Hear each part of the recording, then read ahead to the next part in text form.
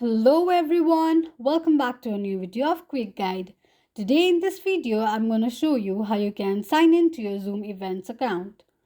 Keep watching the video till the end. To log into your Zoom Events, firstly open your Google search. Type in Zoom Events login and make a search.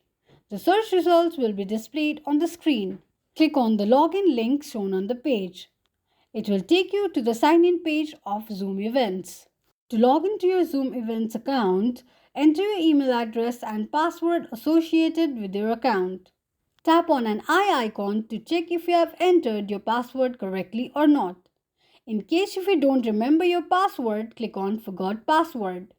After entering your email address and password, click on Sign In.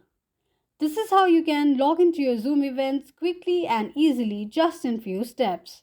If you have any thoughts or queries, let us know in the comments section.